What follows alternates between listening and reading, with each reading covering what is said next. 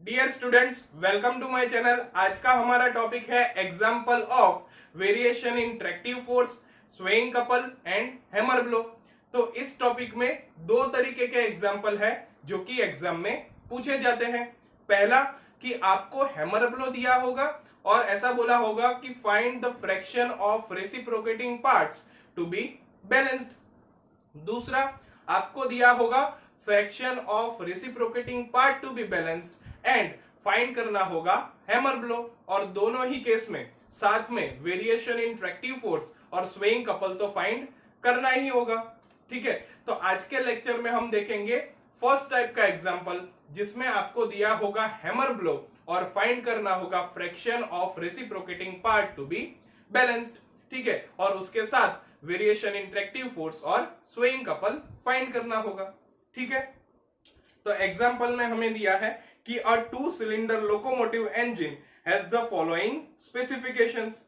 Reciprocating masses per cylinder is equals to 300 kg, crank radius is equals to 290 mm, angle between crank is equals to 90 degree, driving wheel diameter is equals to 1780 mm, distance between cylinder centers 640 mm, distance between driving wheel planes 1530 mm.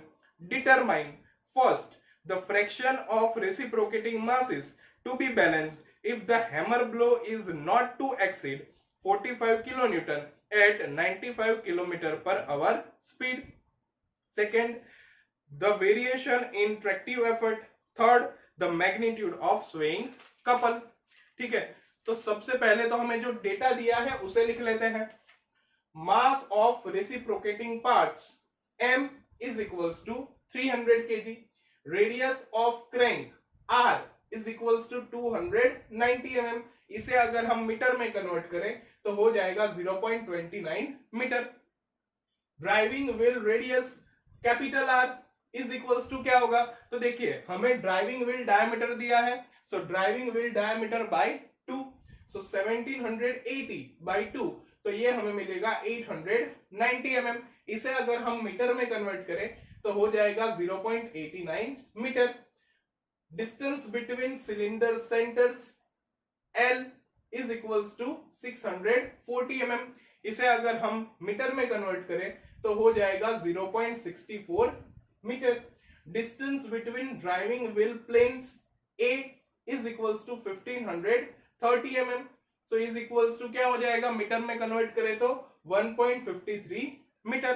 ठीक है, अभी देखिए यहां पर जो distance between cylinder centres है वो distance between driving wheel plane से छोटा है, यानी कि यहां पर ये इनसाइड सिलेंडर लोकोमोटिव है, यानी कि दोनों सिलेंडर्स ड्राइविंग व्हील के अंदर होंगे। ठीक है, hammer blow FVU is equals to 45 kilonewton और वेलोसिटी दी है 95 किलोमीटर पर आवर। ठीक है, तो सबसे पहले तो हम प्लेन पोजीशन डायग्राम बनाएंगे। तो अभी हमने देखा कि यहां पर दो ड्राइविंग व्हील्स है जो कि बाहर रहेंगे और अंदर आएंगे दो सिलेंडर्स। तो मैं लेफ्ट साइड के ड्राइविंग व्हील को प्लेन A में ले रहा हूं और राइट साइड के ड्राइविंग व्हील को प्लेन D में ले रहा हूं। ठीक है, दो सिलेंडर्स है, उसमें से सिलेंडर 1 प्लेन B में है और सिलेंडर 2 प्लेन C में है। ठीक है, यहां पर दो क्रैंक है जिनके बीच का एंगल है 90 डिग्री। ठीक है, अभी यहां पर ये डिस्टेंस लिख लेते हैं। तो डिस्टेंस बिटवीन सिलेंडर सेंटर ये हमें दिया है 0.64 metre. Distance between driving wheel plane तो ये हमें दिया है 1.53 मीटर। ठीक है, आगे सिंप्लीफिकेशन करने से आपको प्लेन A और प्लेन B और प्लेन C और प्लेन D के बीच का डिस्टेंस मिलेगा 0.445 मीटर।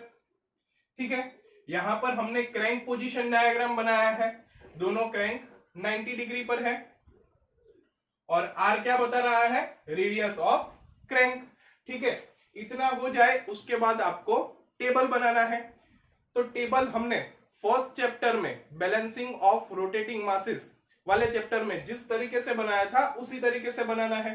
टेबल में क्या आएगा, plane, mass in kilogram, radius in metre, centrifugal force divided by omega square in kg into metre, distance from reference plane L in metre, couple divided by omega square in kg into metre square.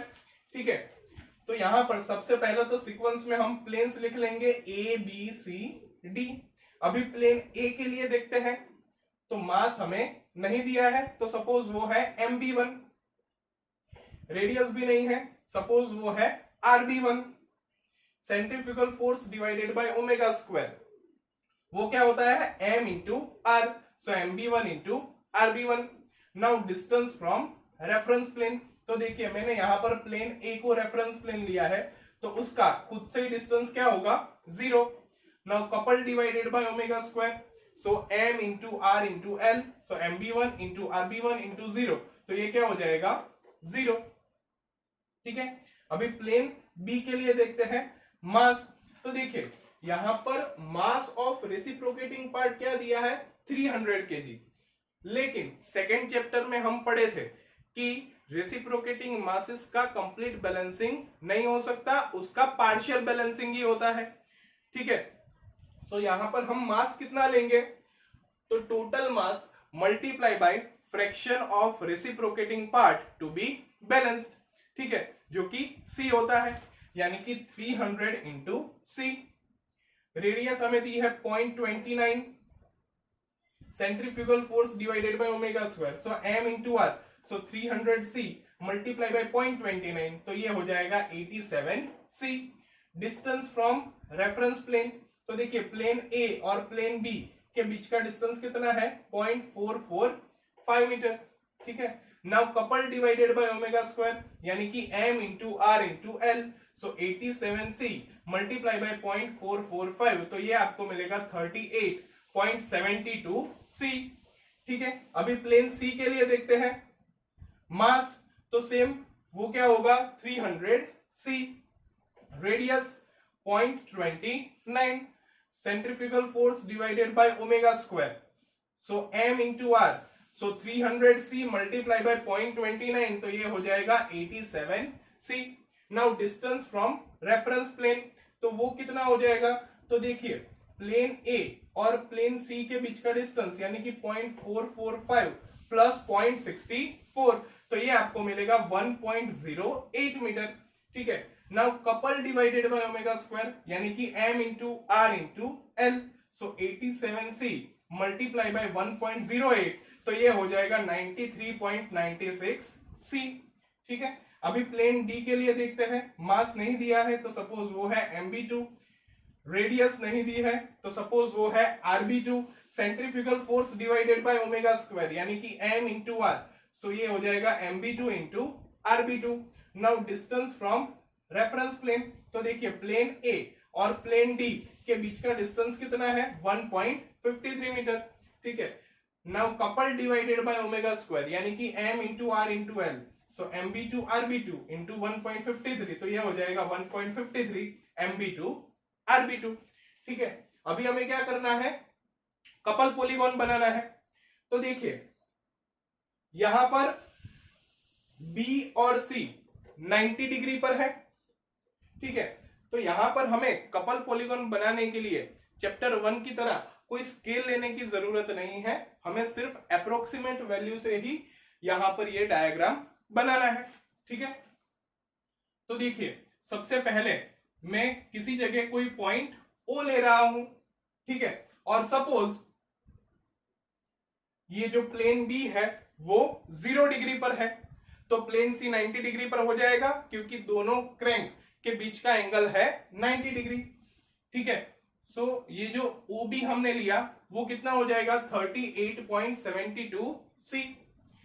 फिर point B से 90 degree पर हमें BC लेना है, वो हो जाएगा 93.96c। ठीक है, अभी हम OC को ज्वाइन कर देते हैं। ठीक है, तो वो कितना होगा 1.53 into mb2 into rb2। Now suppose मैं OB को CB बोल रहा हूं, BC को CC बोल रहा हूं और OC को CD बोल रहा हूं। ठीक है, तो देखिए यहां पर राइट ट्रायंगल है, तो हम पाइथागोरस का यूज कर सकते हैं। तो पाइथागोरस थ्योरम के हिसाब से क्या होता है, हाइपोटेनियस का square is equals to adjacent side square plus opposite side square. So यहां पर CD इज इक्वल्स टू क्या हो जाएगा, under root of CB square plus CC square.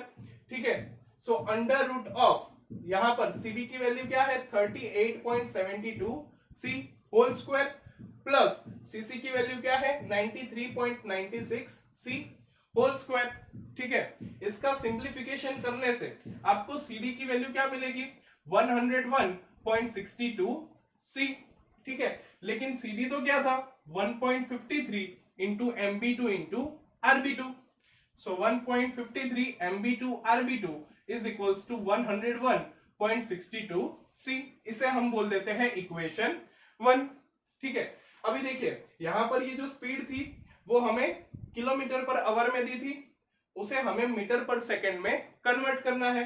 तो हम क्या करेंगे 95 as it is multiply by 1 kilometre के मीटर होंगे 1000, so multiply by 10⁻³ divided by 1 घंटे की सेकंड कितनी होंगी 3600, सो डिवाइडेड बाय 3600। इसका सिंप्लीफिकेशन करने से आपको V मिलेगा 26.38 मीटर पर सेकंड। ठीक है, अभी हमें एंगुलर वेलोसिटी फाइंड करनी है, तो उसके लिए हमारे पास फॉर्मूला है omega is equals to V by R। V की वैल्यू देखिए हमने यहां पर फाइंड की 26.38 और R की वैल्यू हमारे पास है यहां पर 0.89।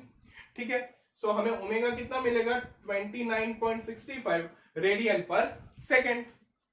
ठीक है, अभी देखिए हैमर ब्लो, तो उसका फॉर्मूला क्या होता है MB RB ओमेगा स्क्वायर, जो कि हमने पिछले लेक्चर में देखा था। तो हम ऐसा लिख सकते हैं कि FVU is equals to MB1 RB1 omega square is equals to MB2 RB2 omega square. ठीक है, अभी देखिए हैमर ब्लो तो हमें कितना दिया था 45 किलो न्यूटन, इसे अगर हम न्यूटन में कन्वर्ट करें तो हो जाएगा 45 multiply by 10⁻³ newton is equals to, मैं लिख रहा हूं MB2 RB2 और देखिए ओमेगा की वैल्यू है 29.65 होल स्क्वायर। सो MB2 RB2 की वैल्यू सिंप्लीफिकेशन करने से आपको मिलेगी 51.18।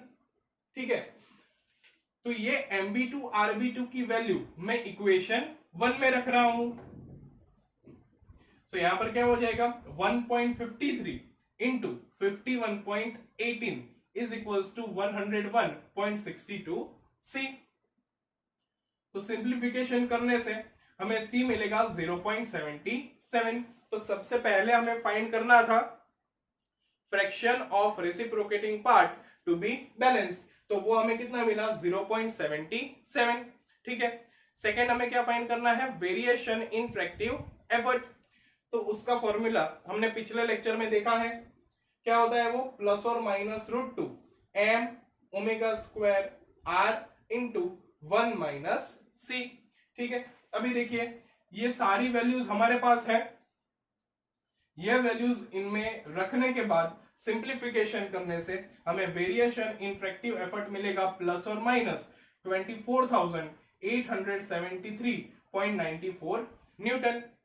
ठीक है, थर्ड हमें क्या फाइंड करना है स्वेइंग कपल CS, तो उसका फॉर्मूला हम पिछले लेक्चर में देख चुके हैं, वो होता है प्लस और minus L by √2 M omega square R into 1 minus C।